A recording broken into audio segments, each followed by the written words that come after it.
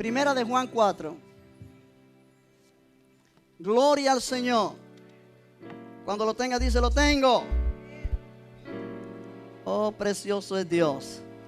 Vamos a leer el versículo 12. Vamos a leerlo juntos, que se oiga bien alto aquí. Dice así la palabra de Dios: nadie ha visto jamás a Dios. Si nos amamos unos a otros, Dios permanece en nosotros y su amor se ha perfeccionado en nosotros. Me gustaría que lo leyese conmigo en voz alta. Es bonito cuando lo leemos juntos. Dice así todos: nadie ha visto jamás a Dios. Si nos amamos unos a otros, Dios permanece en nosotros y su amor se ha perfeccionado en nosotros. Oremos. Padre, te damos gracias porque otra vez podemos estudiar tu palabra en este lugar y aprender y recibir. Señor, gracias porque tú estás con nosotros. Padre, al traer tu palabra esta mañana, necesitamos que tu Espíritu Santo sea quien ilumine cada mente, cada corazón aquí. Que podamos entender estas verdades de la manera que tú quieres que la entendamos. Que cada uno pueda apropiar esta verdad en su corazón. Ayúdame a poder entregar este mensaje de una manera que agrade tu corazón y que traiga fruto para tu pueblo. Todo pensamiento contrario sea quitado de cada mente. Solo tu palabra prevalezca en este lugar. Te lo pedimos en el nombre de Jesús. Y te damos gracias y todos dicen amén. Puede sentarse, hermano. Gloria a Dios. Aleluya. Gloria al Señor. La semana pasada toqué este pasaje bajo el título Viviendo en Amor. Pero hay algo que está en mi corazón y quiero añadir a lo que traje la semana anterior, basado en este pasaje, versículo 12 de este precioso libro de Primera de Juan 4. Primera de Juan, capítulo 4.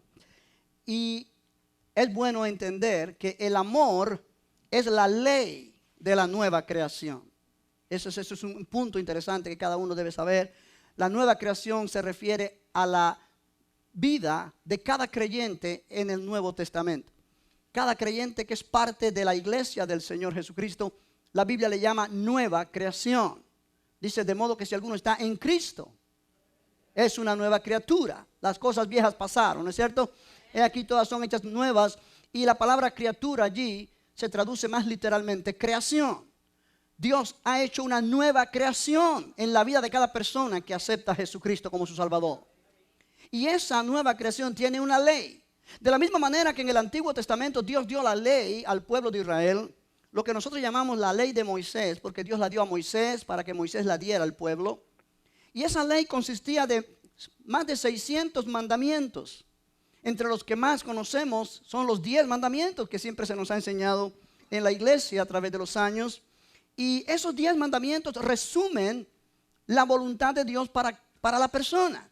Lo que tiene que ver con la relación del ser humano con Dios y la relación del ser humano con los que están a su alrededor. Si la Biblia enseña que Dios quiere que el pueblo viva en amor. Es interesante notar que el cumplimiento de toda esa ley es el amor. Así lo enseñó el apóstol Pablo en Romanos capítulo 13, en Gálatas capítulo 5. Y nuestro Señor Jesucristo dijo: de esos mandamientos, amarás a Dios con todo tu corazón, con toda tu fuerza, con toda tu alma, con toda tu mente, y a tu prójimo como a ti mismo. De esos mandamientos depende toda la ley y los profetas. O sea que pudiéramos decir toda la ley de Moisés puede ser resumida en esos 2 mandamientos. Amar a Dios con todo el corazón y amar al prójimo como a sí mismo. De modo que podemos decir entonces que el cumplimiento de la ley es el amor. Y aquí en Primera de Juan 4, el apóstol Juan en el versículo 7 dijo: amados, amémonos unos a otros, porque el amor es de Dios. Ahora, como un comentarista bíblico dice y enfatiza, él dice: el hecho de que Juan tenga que apelar a los creyentes para que se amen unos a otros sugiere que los creyentes no estaban haciendo un muy buen trabajo en amarse unos a otros. Esto no es sorprendente, dice este comentarista, ya que nuestras iglesias están llenas de miembros que no son amorosos. Esto sucedía en el tiempo de Primera de Juan, cuando Juan escribió esta epístola que se supone que fue en la última década del primer siglo, los años 90 del primer siglo. La iglesia estaba recién formada, estaba empezando en el primer siglo de la iglesia cristiana, y Juan insiste una y otra vez en este tema: amados, amémonos unos a otros. Amados, amémonos unos a otros. Si usted lee la primera epístola de Juan que estamos estudiando hoy, se va a dar cuenta que esta frase ocurre varias veces, porque insiste una y otra vez. De modo que uno de los discípulos de Juan le preguntó: apóstol, ¿por qué usted insiste tanto en lo mismo y no habla de otras cosas? Y la respuesta de él fue: porque debemos amarnos los unos a los otros. Es una insistencia continua, pero lo que sucede es que el ser humano, por causa de que hemos pecado, hemos nacido y crecido en una atmósfera del mundo, satisfaciendo los deseos de nuestra carne, aún viniendo a Cristo, aún siendo nuevas criaturas, todavía nos dejamos dominar por nuestra carne, por las pasiones que hay en la carne, y realmente necesitamos que se nos insista una y otra vez la necesidad de vivir en amor. Aleluya. La necesidad de vivir en amor. Ahora, después que Juan muestra y describe el amor de Dios en este pasaje, los versículos 9 y 10, que lo miramos la semana anterior, yo lo leo una vez más para que tú te recuerdes. Dice: en esto se mostró el amor de Dios para con nosotros, en que Dios envió a su Hijo unigénito al mundo para que vivamos por él. El 10 dice: en esto consiste el amor, no en que nosotros hayamos amado a Dios, sino en que Él nos amó a nosotros y envió a su Hijo en propiciación o en sacrificio por nuestros pecados. Después que Él muestra al pueblo el amor que Dios ha mostrado y en qué consiste ese amor, el versículo 11 nos dice que nosotros debemos amarnos los unos a los otros de la misma manera con la cual Dios nos ha amado. Nota el versículo 11: amados, si Dios nos ha amado así, que dio a su Hijo unigénito para que vivamos por Él, que dio a su Hijo unigénito para ofrecerlo en sacrificio por nuestros pecados. Si Dios nos ha amado así, debemos también nosotros amarnos unos a otros. Ahora, esa palabra debemos es interesante entenderla. Debemos habla de un deber en el idioma español, ¿correcto? Pero el idioma griego, que es el idioma original en que se escribió esta epístola, la palabra que se traduce aquí, debemos, habla de estar obligado a cumplir ciertas expectativas sociales o morales. Implica que cuando nosotros hemos experimentado, recibido el amor de Dios en nuestra vida, estamos obligados moral y socialmente a mostrar, a vivir con esa clase de amor. Es una obligación para cada creyente. O sea, cuando dice debemos amarnos, es una palabra fuerte. Debemos en un sentido de obligación moral. Yo me siento obligado moral y socialmente a responder con una vida de amor al amor que Dios ha mostrado para conmigo. Aleluya, ¿me está entendiendo? O sea, esto habla de lo que Dios espera de cada uno de nosotros. Dios espera de ti que vivas en amor. Dios espera de mí que yo viva en amor. Él nos ha dado la capacidad para vivir de esta manera. Él fuera injusto si Él pidiera que nosotros hagamos algo que nosotros no tenemos la capacidad de hacerlo. Él fuera injusto si Él me exige a mí algo que yo no puedo cumplir porque no tengo el poder para hacerlo. Cuando Él nos dice amémonos unos a otros, con la clase de amor que Él nos ha amado, implica que Él nos ha dado la capacidad para poder vivir de esa manera, amándonos los unos a los otros. ¿Cuántos dicen gloria a Dios? Aleluya, aleluya. Ahora, en esta epístola hay una frase que aparece varias veces, la cual yo quiero enfatizar y exponer en esta mañana.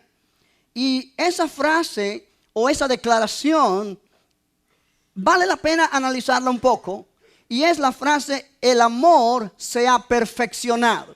O la declaración: el amor se ha perfeccionado. Nota el versículo 12 otra vez. Dice: nadie ha visto jamás a Dios. Si nos amamos unos a otros, Dios permanece en nosotros y su amor se ha perfeccionado en nosotros. Aleluya. Yo he puesto por título a esta lección, a este mensaje en esta mañana, amor perfeccionado. Ahora, ¿qué cosa es amor perfeccionado? El verbo perfeccionar es interesante. De acuerdo al griego, la traducción del idioma original griego, que es el verbo teleo, significa completar una actividad. Significa finalizar algo, lograr algo.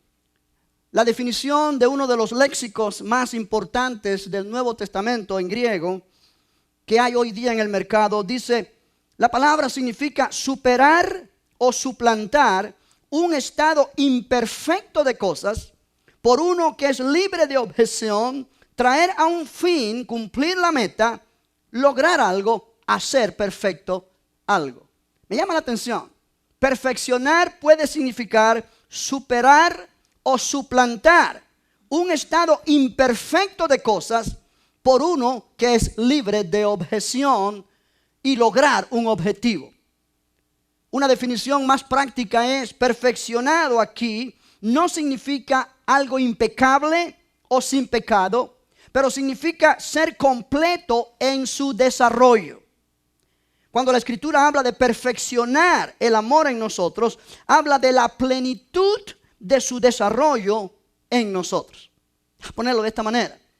El amor de Dios es perfecto. No le falta nada. No tiene que desarrollar nada. El amor de Dios es perfecto. No hay falta en él. Dios es amor. Y Dios es perfección absoluta. Pero el amor de Dios, que es perfecto, se perfecciona o completa y logra su objetivo en nosotros. Y de eso yo quiero hablar esta mañana. Amor perfeccionado en nosotros. Aleluya. Amén.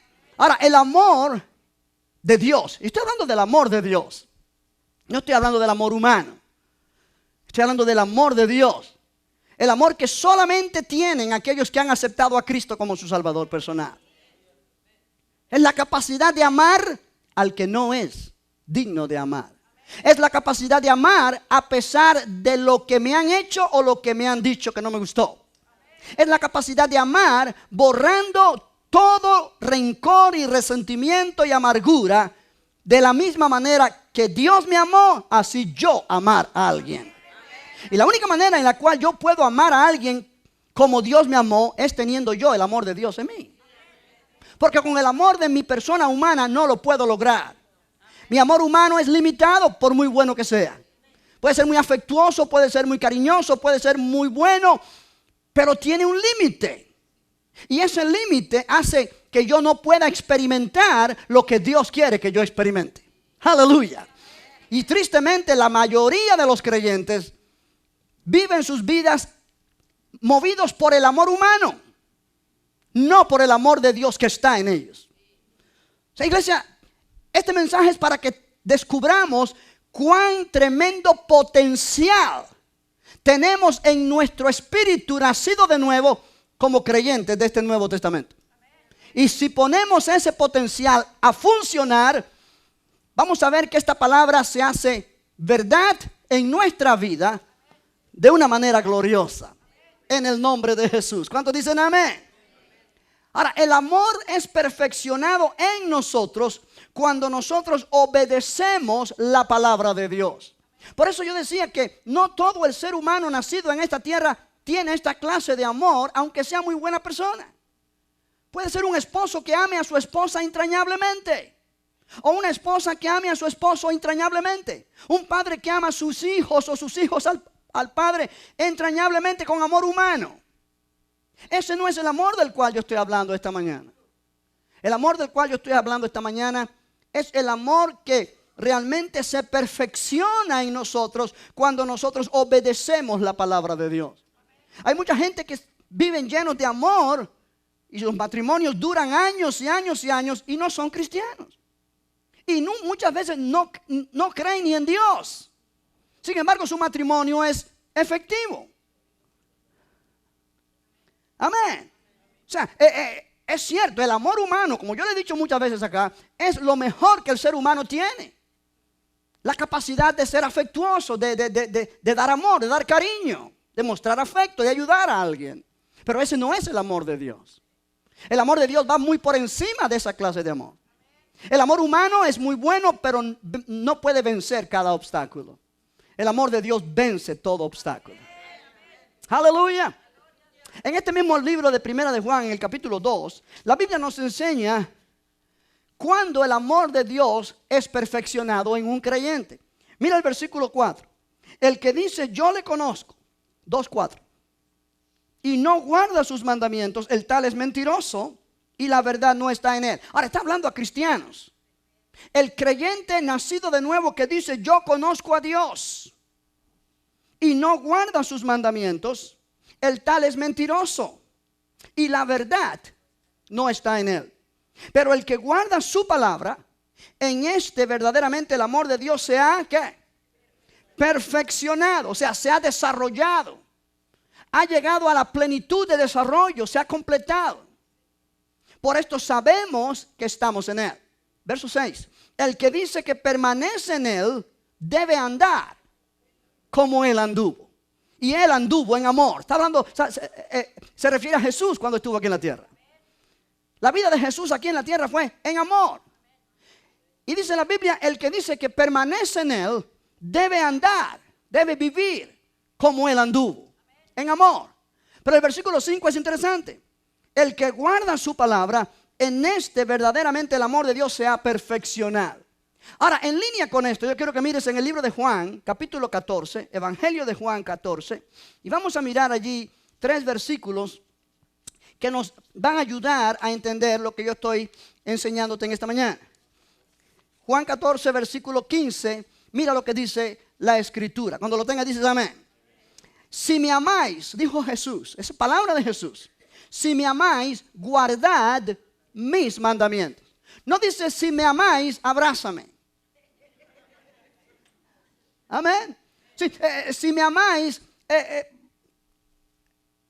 muéstrame cariño con tus palabras. No está hablando de un amor romántico aquí. No está hablando de un amor pasional humano aquí. Jesús dice, si me amáis, obedéceme. Si me amáis, tú dices que me amas, muéstrame tu amor obedeciéndome. Nosotros los seres humanos queremos mostrar el amor y recibir el amor a base de afecto. Y necesitamos eso, no me malentienda. Necesitamos el afecto, necesitamos el cariño demostrado de las personas que nosotros amamos y que tenemos cerca de nosotros.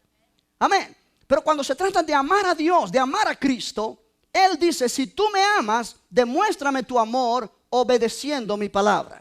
Si me amáis, guardad mis mandamientos. Ahora, en el Nuevo Testamento, una vez más insisto en esto, el mandamiento que Dios nos pone es amar a Dios, obedecer a Dios en todo lo que Él nos pide hacer y nos dice en su palabra, y amar a nuestro prójimo. Jesús dijo, en esto conocerán todos que sois mis discípulos, si me aman o si se aman unos a otros como yo los he amado. Entonces es interesante notar eso.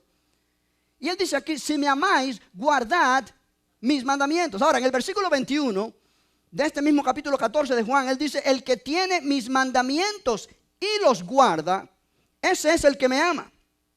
Y el que me ama será amado por mi Padre, y yo le amaré y me manifestaré a Él. La palabra manifestaré significa me haré real. Me revelaré a Él. Aleluya. Ahora, cuando Él dice esto, verso 22, le dijo Judas, no el Iscariote, Señor, ¿cómo es que te manifestarás a nosotros y no al mundo? Él le contesta, respondió Jesús y le dijo, el que me ama, mi palabra guardará y mi Padre le amará y vendremos a Él y haremos morada con Él. Note las palabras de Jesús que son poderosas. Él dice, el que tiene mis mandamientos y los guarda, ese es el que me ama. Y el que me ama será amado por mi Padre. Y yo le amaré y me manifestaré a Él. Me haré real a Él. El que me ama, mi palabra guardará. Y mi Padre le amará. Y vendremos a Él, el Padre y el Hijo, y haremos morada con Él. Bendito el nombre del Señor. Sí, estas palabras de Jesús demuestran lo que Juan está diciendo acá acerca de amor perfeccionado. Cuando el amor se perfecciona en nosotros, se desarrolla en nosotros, es cuando nosotros decidimos como un acto de nuestra voluntad obedecer la palabra de Dios en todo lo que Él nos dice hacer. De esa manera le estamos demostrando al Señor que le amamos. Oh, aleluya. Vuelve a Primera de Juan una vez más, en el capítulo 4. Él dice allí en el versículo 12, nadie ha visto jamás a Dios. Si nos amamos unos a otros, Dios permanece en nosotros y su amor se ha perfeccionado en nosotros. Ahora note, el amor perfeccionado en nosotros es evidencia de la presencia de Dios en nosotros. Iglesia, lo que este pasaje enseña está muy por encima de nuestra capacidad mental de entender. Y necesitamos la iluminación del Espíritu Santo. Aleluya. Amén. ¿Cuántos dicen gloria a Dios? Note, dice a Dios nadie le vio o nadie ha visto jamás a Dios. Nadie ha visto jamás a Dios. Dios es espíritu. Sí, Jesús enseñó esto en Juan 4:24. Él dijo, Dios es espíritu. Y los que le adoran en espíritu y en verdad deben adorarle. Dios es espíritu. Pero entonces aquí Juan dice Dios es amor. Versículo 8, note que dice, el que no ama no ha conocido a Dios porque Dios es amor. Y el versículo 16 una vez más lo repite, dice, nosotros hemos conocido y creído el amor que Dios tiene para con nosotros. Dios es amor. Y el que permanece en amor permanece en Dios y Dios en él. 2 veces él dice Dios es amor. La esencia de Dios es amor. La sustancia, la naturaleza de su ser es amor. Tratar con Dios es tratar con amor, porque Dios es amor. Dios es espíritu. Como espíritu es invisible a los ojos físicos. Pablo dijo eso en su primera epístola a Timoteo capítulo 6 verso 16, al cual nadie le ha podido ver, dice él. Dios es espíritu, Dios es invisible, pero Dios es amor. Ahora Juan dice acá en el versículo 12, nadie ha visto jamás a Dios. Si nos amamos unos a otros, Dios permanece en nosotros y su amor se ha perfeccionado en nosotros. Ahora yo decía en el primer servicio, y lo quiero enfatizar este servicio otra vez, solo 2 veces en el Nuevo Testamento aparece esa frase, a Dios nadie ha visto jamás, o nadie ha visto jamás a Dios. Aquí y en el Evangelio de Juan, capítulo 1, verso 18, en el prólogo de ese evangelio, Juan, que es el mismo autor de esta epístola, dice, a Dios nadie le ha visto jamás. El unigénito Hijo que está en el seno del Padre, Él le ha dado a conocer. O sea, Jesús vino para darnos a conocer a Dios. Dios nadie lo ha podido ver en su naturaleza real. Pero Jesús tomó forma humana, naturaleza humana. Y en su humanidad nos ha dado a conocer a Dios. De manera que Jesús mismo dijo en otro lugar, el que me ha visto al Padre. ¿Por qué? Porque Él fue la plenitud del Padre en la tierra a través de sus palabras, de sus acciones, de sus obras. Aunque Él estaba en un cuerpo humano, pero Él estaba manifestando la realidad del Padre a la gente que estaba alrededor de Él. Pero Juan usa esa misma palabra o esa misma frase, a Dios nadie le ha visto jamás, para referirse ahora aquí a la iglesia. Y él dice, si nos amamos unos a otros, nota el versículo 12 otra vez, Dios permanece en nosotros y su amor se ha perfeccionado en nosotros. En otras palabras, Dios es visto cuando nosotros practicamos el amor mutuo. Cuando dice a Dios nadie le ha visto, esa frase ha visto, ese verbo ha visto, se refiere a la capacidad de ver por encima de la capacidad de ver con los ojos físicos. Está hablando de percepción, poder percibir. Si tú recuerdas cuando Juan dijo, y aquel verbo se hizo carne y habitó entre nosotros y vimos su gloria. Percibir la gloria del Señor. Ellos percibieron la gloria del Señor en la persona de Jesús. Ahora él dice acá, a Dios nadie le ha visto. Pero si nosotros caminamos en amor mutuo, Dios puede ser visto en las acciones basadas en amor de su iglesia. Oh, precioso es el Señor. ¿Me está entendiendo esta mañana? El amor cristiano recíproco, mutuo, significa no solamente que Dios vive en nosotros, sino también que su amor se hace completo en nosotros. Iglesia, es tan importante este pasaje porque Dios nos está diciendo lo que Él espera de ti y de mí como iglesia.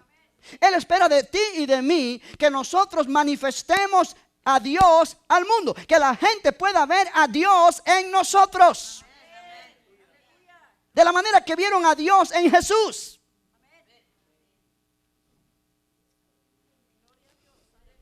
Esa es una gran responsabilidad. Es un gran privilegio, pero es una gran responsabilidad la que este pasaje nos está poniendo. ¿Me está entendiendo? Ahora, note el versículo 12, la última parte, dice, cuando nos amamos unos a otros, Dios permanece en nosotros y su amor se ha perfeccionado en nosotros. Una vez más insisto en esto, el amor perfeccionado en nosotros es evidencia de la presencia de Dios en nosotros. Y esta frase, Dios permanece en nosotros y nosotros en Él, aparece varias veces en la epístola de Primera de Juan también, lo cual implica que es importante y nosotros debemos ponerle atención. Nota el versículo 13. En esto conocemos que permanecemos en Él y Él en nosotros. Note la frase otra vez. En que nos ha dado de su Espíritu. Verso 15. Todo aquel que confiese que Jesús es el Hijo de Dios, Dios permanece en Él y Él en Dios. Amén. Verso 16. Y nosotros hemos conocido y creído el amor que Dios tiene para con nosotros. Dios es amor. Y el que permanece en amor, permanece en Dios y Dios en Él. Note, varias veces aparece la frase permanece en Dios y Dios en Él. ¿Y qué significa esto? Significa que hay una relación profunda entre el creyente y Dios. Cuando el creyente camina en amor. Dios permanece significa Dios habita. Dios vive, Dios reside. Note, es mucho más allá de lo que nuestra mente puede entender. Dios permanece en nosotros y nosotros en Él porque Él nos ha dado de su Espíritu. En el versículo 13. En esto conocemos que permanecemos en Él y Él en nosotros, en que nos ha dado de su Espíritu. Sí, yo pienso que muchos creyentes no tienen la idea de lo que significa la verdad de que el Espíritu de Dios vive en nosotros. El Espíritu de Dios es Dios. El Espíritu de Dios no es una fuerza, no es un poder, es una persona. Hay un solo Dios, pero este solo Dios se manifiesta en tres personas. Y una de estas personas es el Padre, el Hijo, la otra, y el Espíritu Santo. Pero los tres son un Dios. Y cuando dice la Biblia, Dios nos ha dado de su Espíritu, Dios nos ha dado de sí mismo. Aleluya, amén. ¿Me está entendiendo? En el capítulo 3, verso 24, dice, el que guarda sus mandamientos permanece en Dios y Dios en él. Una vez más esa frase. Y en esto sabemos que Él permanece en nosotros por el Espíritu que nos ha dado. Si tú eres un creyente nacido de nuevo, si tú eres un verdadero creyente, porque un creyente que no es nacido de nuevo no es un creyente. Amén. No importa cuán religioso sea, no importa cuán buena gente sea. Si tú no has aceptado a Cristo como tu Salvador y lo has confesado con tu boca como tu Señor, tú no eres un creyente en Cristo. Por lo tanto, tú no eres nacido de nuevo. Por lo tanto, tú no tienes el Espíritu de Dios. Amén. Pero si tú has recibido a Cristo como tu Salvador, Y tú estás seguro de eso. Porque tú lo confesaste con tu boca como tu Señor y lo creíste, que Él murió y resucitó por ti. La Biblia dice, tú has nacido de nuevo. Tú eres nacido de Dios. Y si tú eres nacido de Dios, tú has sido nacido de nuevo por el poder del Espíritu que ha venido a ti. El Espíritu Santo ha venido a ti. El apóstol Pablo dijo, 1 Corintios 2:12, y nosotros no hemos recibido el Espíritu que proviene del mundo, sino el Espíritu que proviene de Dios, para que conozcamos lo que Dios nos ha concedido. 1 Corintios 3:16 dice que nosotros somos el templo del Espíritu Santo, hablando como colectivo. Pero 1 Corintios 6:19 dice, vuestro cuerpo es el templo del Espíritu Santo. Quiere decir que cada verdadero creyente individualmente, su cuerpo es templo del Espíritu Santo. El Espíritu Santo habita en nosotros, vive en nosotros, está en nosotros. El domicilio del Espíritu Santo eres tú. El Espíritu Santo no está en el cielo, no tiene que venir de arriba. Ven Espíritu Santo, ven Espíritu Santo. No, ya Él vino. Él vino y Él está en ti. Cuando Él llena de adentro para afuera. Él está dentro, Él toma control de tu espíritu y de tu alma y se expone de adentro hacia afuera, no de arriba para abajo. Oh, aleluya. Oh, aleluya. Cuando tú y yo entendemos el potencial que nosotros tenemos como creyentes en Cristo, Él nos ha dado de su espíritu. Por eso podemos decir que Dios permanece en nosotros y nosotros en Él, porque Él nos ha dado de su espíritu. Él nos ha dado de su espíritu. El mismo espíritu que estaba en Jesús cuando Él estaba aquí en la tierra está ahora en cada verdadero creyente. Por eso podemos decir, Dios permanece en mí y yo permanezco en Dios. Alabado sea el Señor. ¡Oh, aleluya! Bendito el nombre del Señor. Bendito el nombre del Señor. Ahora, Dios es espíritu. Dios es invisible, pero Dios es amor. Y cuando nosotros nos amamos unos a otros, Dios es visto. Dios es visto. Aleluya, bendito el nombre del Señor. Él nos ha dado de su espíritu. Dilo conmigo, Él me ha dado de su espíritu. Su espíritu está en mí. Su espíritu vive en mí. Alabado sea el Señor. Ahora, el versículo 9 leímos que dice que Dios nos amó y envió a su Hijo al mundo para que vivamos por Él. Ahora, me gusta enfatizar esto porque esto describe lo que es el amor. El amor no es cuánto tú amas a alguien o cuánto tú amas a Dios. No, el amor es mostrado en que Dios envió a su Hijo unigénito para que vivamos por Él. El amor de Dios consiste, esta es la definición, que Dios envió a su Hijo unigénito al mundo para que fuera propiciación por nuestros pecados o sacrificio por nuestros pecados. O sea, el amor es descrito como el amor que Dios mostró. Tú y yo podemos amar como una reacción, como una respuesta al amor que recibimos de Dios. No hay habilidad humana intrínseca e inherente en el ser humano para tener esa clase de amor. Esa clase de amor viene de arriba. Esa clase de amor es celestial. Esa clase de amor viene del cielo, es de Dios mismo. Su origen es de Dios. Y cuando yo entiendo cómo Dios me ha amado a mí, que siendo yo un pecador, que habiendo yo hecho cosas que han desagradado a Dios, pero Él con todo y eso me amó, decidió amarme y decidió salvarme, y para ello entregó lo más costoso de Él, que era su Hijo unigénito, en sacrificio por mí. Yo tengo que decir, wow, qué tremendo amor el que Dios me ha dado. Aleluya.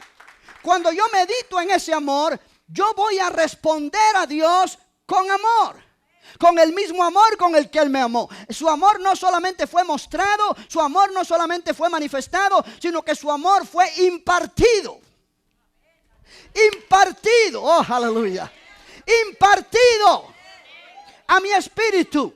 Mira en tu Biblia Romanos 5:5, por favor. Romanos 5:5. Cuando lo tengas, dice lo tengo. Romanos 5:5. Amén. Dice, y la esperanza no avergüenza. ¿Por qué? Porque el amor de Dios. Vamos, ¿ya lo encontraste? Léalo conmigo. Y la esperanza no avergüenza, porque el amor de Dios ha sido derramado en nuestros corazones por el Espíritu Santo que nos fue dado.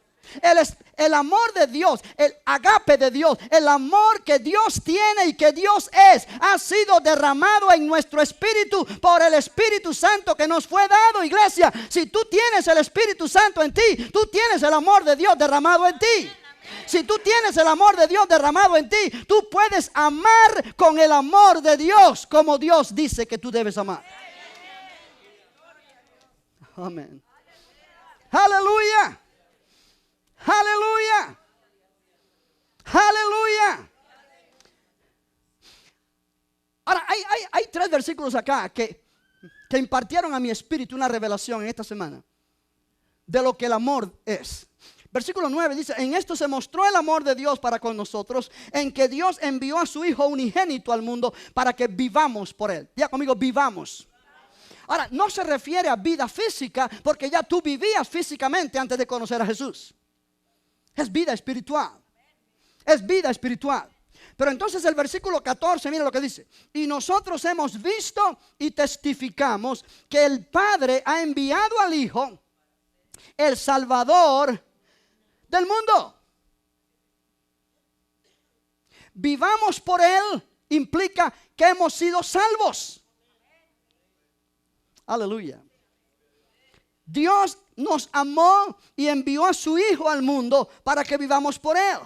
Ahora Juan dice el versículo 14, y nosotros hemos visto, y nosotros hemos visto, y nosotros hemos visto. Una vez más, esa frase hemos visto es la traducción de un verbo griego. Oye bien esto, que significa percibir algo más allá de lo que simplemente se ve con el ojo físico.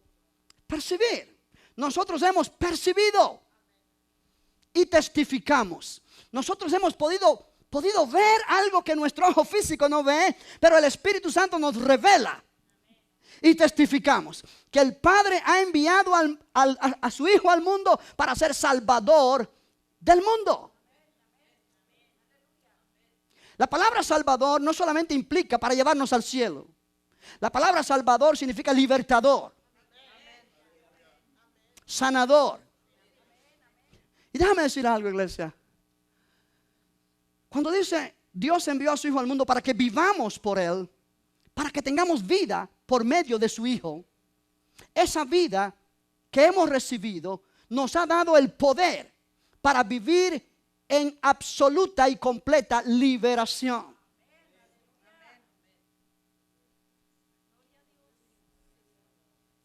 Y esa liberación se realiza cuando el amor de Dios es perfeccionado en nosotros. Ve siguiéndome, que esto está bueno.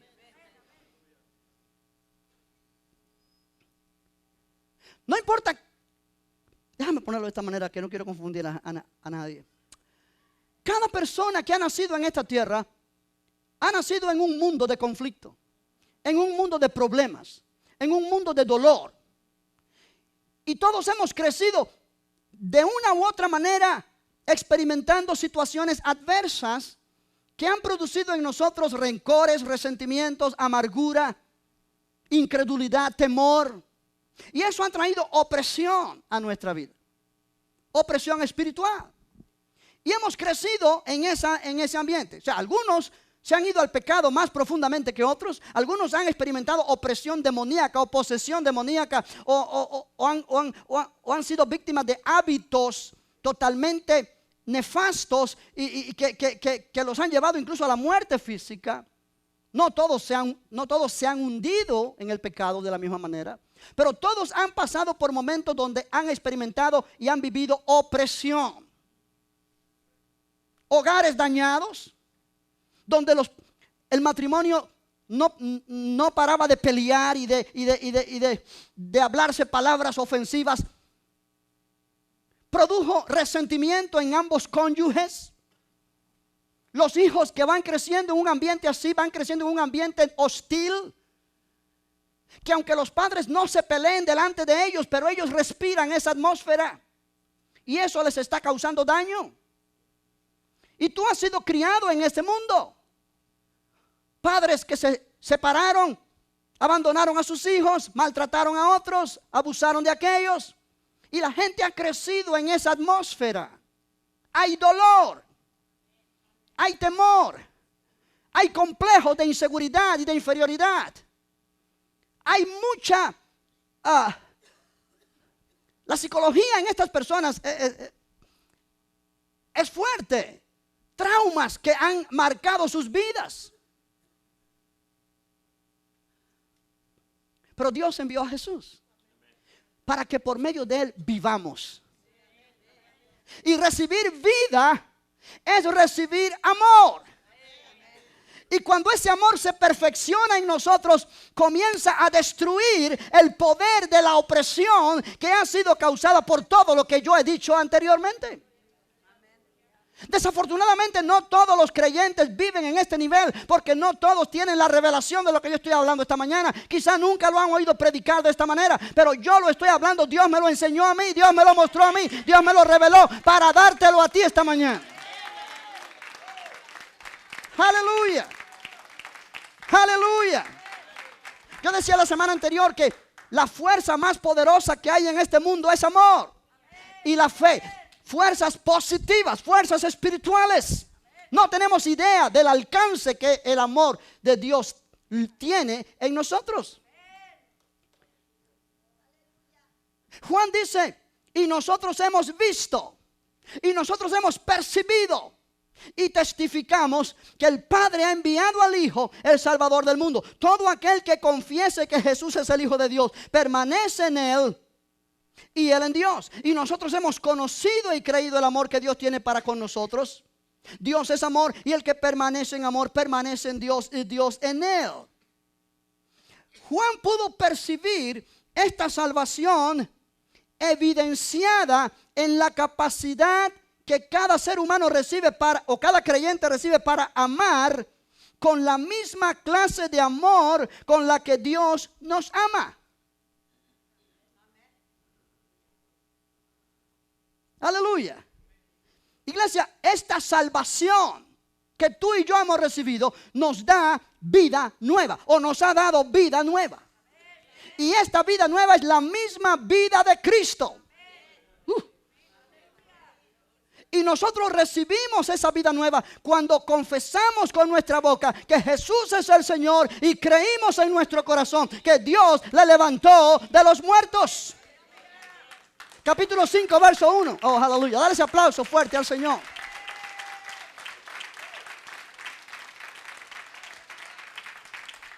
Capítulo 5, verso 1 dice: todo aquel que cree que Jesús es el Cristo es nacido de Dios. Y todo aquel que ama al que engendró. ¿Quién engendró? El Padre. Ama también al que ha sido engendrado por Él. En esto conocemos que amamos a los hijos de Dios cuando amamos a Dios y guardamos sus mandamientos. Cuando el esposo recibe esta revelación, él no va a poder seguir amando a su esposa de la misma manera. Cuando la esposa recibe esta revelación, ella no va a seguir amando a su esposo de la misma manera, con amor limitado, humano, amor débil. Cuando esta revelación comienza a arraigarse en el corazón de un creyente, se acabarán los problemas matrimoniales, se acabarán los rencores, los resentimientos, las amarguras. Iglesia, hay matrimonios cristianos que llevan más de 20 años de casados y de ser cristianos, y todavía están recordando el día que el esposo la ofendió cuando se casaron. Y todavía guardan rencor en su corazón y resentimiento. Y nosotros hemos dicho esto en una forma jocosa, como que tiene chiste, de decir: la esposa guarda en un archivo mejor que una computadora. Lo cual es verdad.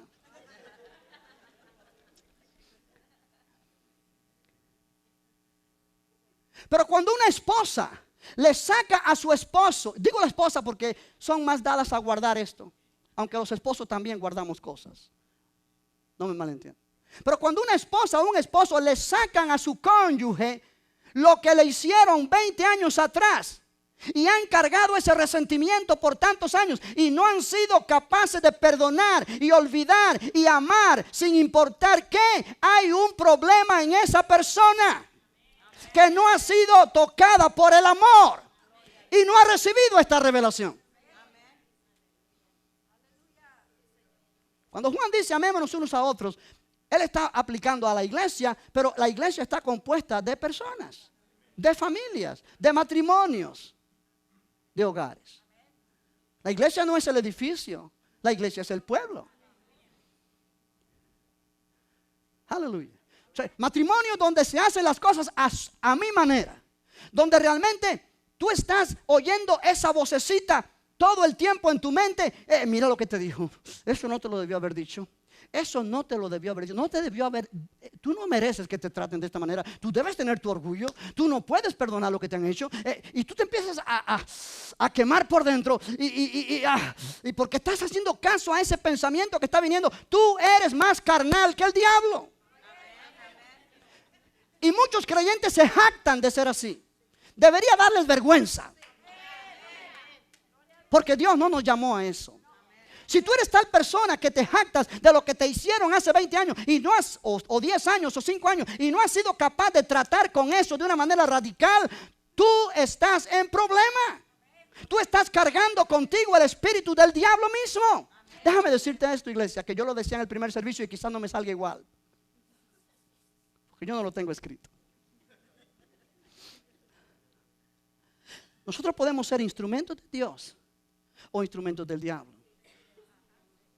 Y cuando creyentes se jactan todo el tiempo de que ellos no, yo no puedo perdonar. A mí el que me la hace me la paga. Y ella me hizo esto y ahora ella me la va a tener que pagar. Y él me hizo esto y ahora me la va a tener que pagar. Tú te sientes que estás haciendo muy bien. Tú estás satisfaciendo tu carne. Y tú le estás diciendo a tu carne, carne, toma el control de mi vida y domíname y destrúyeme.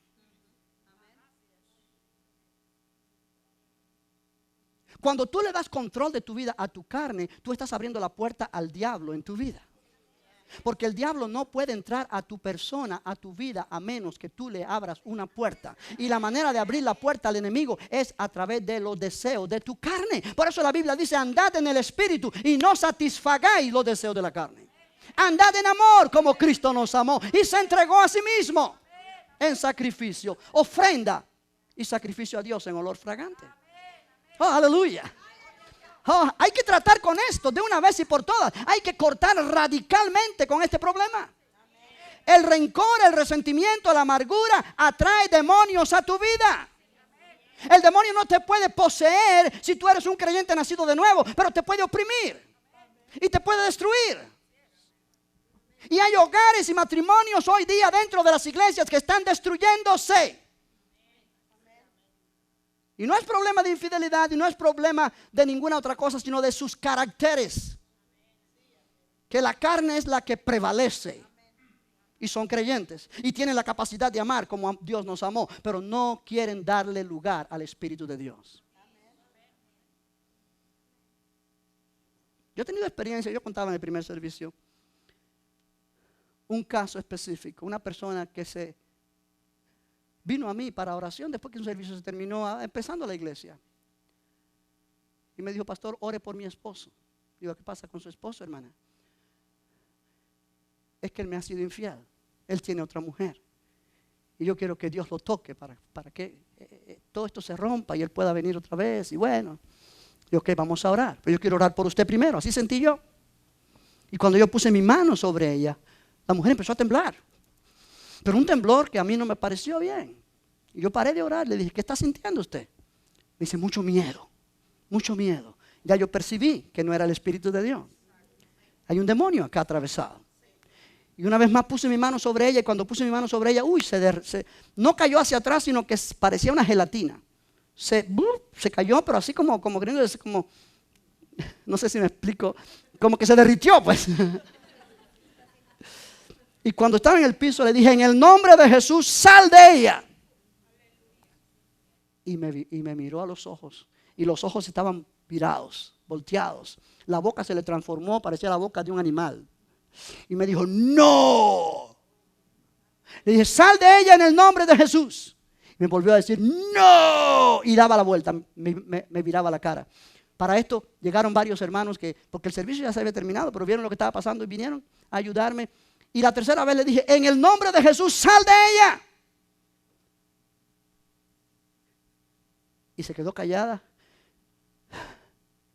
Vomitó algo y se incorporó. Y cuando se incorporó, vio que todos los hermanos estaban al lado de ella y me dijo, pastor, ¿qué pasó? Ella perdió el sentido cuando cayó al piso. O sea, la persona que estaba hablando ya no era ella. Era un demonio. Y le dije, ¿qué pasa, hermana? Entonces me contó que ella había guardado mucho resentimiento contra su esposo por lo que el esposo le estaba haciendo. Iglesia, el resentimiento abrió la puerta al diablo, al espíritu diabólico, al demonio, a su vida. Y esa mujer estaba oprimida. Esa mujer que era un desastre de vida. Y yo miro muchos creyentes que sus vidas no muestran fruto de un creyente. Muestran fruto de aburrimiento, indiferencia, no entienden la palabra, no pueden alabar a Dios con convicción, no pueden orar, no pueden leer la Biblia porque se duermen, les entra. Hay opresión ahí. O sea, muchas veces puede ser cansancio físico porque han trabajado mucho en la semana, pero muchas veces es opresión espiritual. Creyentes oprimidos, sus mentes están dominadas por el adversario y hay una causa, hay una raíz. Y la raíz, la mayoría de las veces, es falta de perdón, resentimiento a lo que sus padres le hicieron, a lo que sufrieron en la niñez, a violaciones, a abusos, a problemas de maltrato en su propio matrimonio, muchas razones, pero se ha dado entrada al rencor, al resentimiento, a la amargura, y eso ha abierto la puerta al espíritu demoníaco. Y no debe ser así. Esas personas cargan con ellos no la presencia de Dios, sino la presencia de un demonio. Aunque el Espíritu de Dios está en ellos, el amor está en ellos, pero ellos están decidiendo vivir dominados por el rencor, la amargura y el resentimiento, el temor y la ansiedad, y no por el Espíritu de Dios.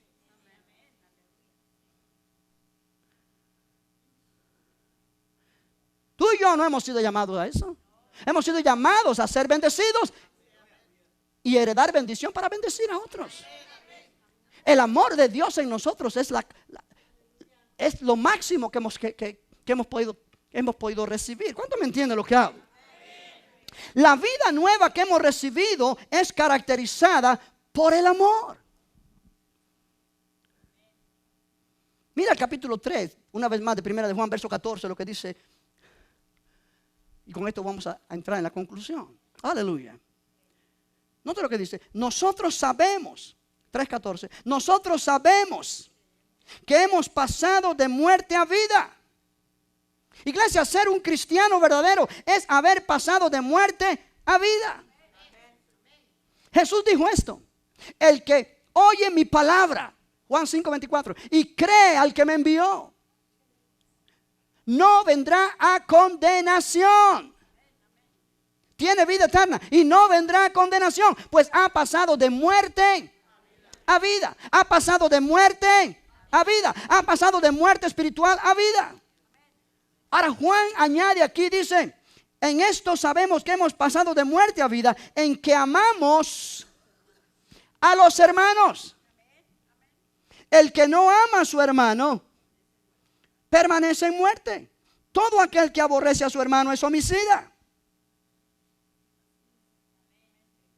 Todo aquel que aborrece a su hermano es homicida. Y ¿sabe lo que significa la palabra homicida, verdad? Asesino. Y sabéis que ningún homicida tiene vida eterna permanente en él. Ahora, Jesús dijo esto: vuestro padre es el diablo. Le dijo a los fariseos, a los judíos que no creyeron en él. Y el diablo es mentiroso y padre de mentira. Él es homicida. Él no ha permanecido en la verdad. No hay verdad en él. Cuando una persona camina en su carne, cuando una persona no decide amar y vive en rencor, en resentimiento, en amargura, en toda esta serie de cosas, esa persona está identificándose no con Dios, sino con el autor o el padre que es homicida y que es mentiroso. Esto es más importante de lo que yo estoy hablando. Hay creyentes que vienen a la iglesia y cuando ven que la persona que no pueden mirar, porque hay rencor, está sentada en este lado, van y se sientan en este lado. Y causaran risas si no fuera tan patético. Porque eso me dice a mí que esa persona no está llena del Espíritu de Dios. Esa persona está llena del espíritu del enemigo. Esa persona está dominada por el adversario. No es libre. No es libre. No es libre. No es libre. Aunque el amor de Dios está en ella, está en la esfera de muerte. Está bajo el dominio de la muerte espiritual. Está bajo el dominio del adversario. Nosotros sabemos que hemos pasado de muerte a vida en que amamos a los hermanos. El que no ama a su hermano permanece en muerte. Mi pregunta es esta para terminar, porque hay mucho más aquí que yo tengo que dar, pero ya el tiempo se fue. ¿Cómo está tu vida? ¿Estamos andando en amor? ¿Viviendo en amor? Siempre es interesante. El apóstol Pablo le dijo a los corintios en su segunda epístola que ellos debían perdonar a una persona que fue puesta en disciplina porque hizo algo indebido y la iglesia lo había alejado, lo había rechazado y esta persona estaba triste, ya se había arrepentido, estaba triste y Pablo dice: restáurenlo al compañerismo, perdónenlo para que Satanás no gane ventaja alguna sobre vosotros, porque no ignoramos sus maquinaciones. El diablo no puede tocar a ningún creyente a menos que ese creyente le abre la puerta. Y la manera más común de abrirle la puerta al diablo es a través del rencor, falta de perdón, resentimiento. Dios nos ha llamado a vivir en libertad. Dios nos ha llamado a vivir en libertad. Y este mensaje viene para que tú te atrevas a tomar esta palabra y abrazar la libertad que Dios te está dando o que Dios te ha dado. Y comenzar a permitir al Espíritu Santo dominar tu vida. Cuando tú permites al Espíritu Santo dominar tu vida, tú vas a ser dominado por el amor de Dios. Y aunque la gente te haga daño, te mire mal, hablen mal de ti, eso duele. No me digas que no pienses que yo pienso que no duele, pero tú tienes el poder para ir por encima de ese sentimiento, de ir por encima de esa emoción y decir: aunque ha hablado mal de mí, yo decido amarlo. Aunque me ha hecho daño, yo decido amarlo. Yo decido perdonarlo. Yo decido y estar disponible para ayudar a esa persona en la primera oportunidad que se presente. Sí, amor es decisión. No es sentimiento. Tu carne se va a resistir, tu carne se va a oponer, tu carne va a decir no. El pensamiento va a decir: ¿dónde está tu orgullo? Y tú tienes que decir: mi orgullo está bajo mis pies. ¡Aleluya! ¡Aleluya! ¡Aleluya! Iglesia, a mí me importa más que cuando me preguntan: ¿dónde está tu orgullo? Decir: está bajo mis pies. Que Dios me pregunte: ¿dónde está el amor que yo he derramado en tu corazón? ¿Por qué no lo estás usando? ¿Por qué no lo estás usando? Tú y yo tenemos un potencial tremendo. Tú y yo podemos vivir la vida victoriosa. Tú y yo podemos vivir la vida a su máximo. Tú y yo podemos disfrutar maravillosamente esta vida nueva. En nuestra persona, en nuestra familia, en nuestro matrimonio, en nuestro hogar, con nuestros hijos o hijas. en el centro de trabajo, donde quiera que tú y yo estamos, en la iglesia. ¿Por qué? Porque por encima de toda cosa que el enemigo traiga a través de una palabra mal dicha, a través de una acción que no fue buena, que no fue con buena intención, poder subirnos por encima de eso y decir: yo estoy en la presencia de Dios, Dios permanece en mí, yo permanezco en Dios, el amor de Dios está derramado en mi corazón, yo decido amar. Aleluya, aleluya, aleluya. Gloria al nombre del Señor. Gloria al nombre del Señor. Cuando somos capaces de vivir en ese nivel, vamos a decirle al diablo: tú ya no eres problema para mí. Yo he aprendido a vivir por encima de tu posibilidad. Mayor es el que está en mí que el que está en el mundo. Aleluya. Bendito el nombre del Señor. Ponte de pie, iglesia. Vamos a darle gracias a Dios. Dale gracias a Dios. Dale gracias a Dios. Dale gracias a Dios. Dale gracias al Señor. Se rompen cadenas de opresión cuando vivimos en amor. Cuando el amor de Dios se perfecciona en nosotros, iglesia, el diablo tiene que temblar. Aleluya. Aleluya. Aleluya. Aleluya. Somos el pueblo de Dios. No somos cualquier cosa. No somos una religión más en este mundo. No. Somos la iglesia del Cordero. Somos la iglesia de Cristo. Aleluya. Aleluya. Bendito el nombre del Señor.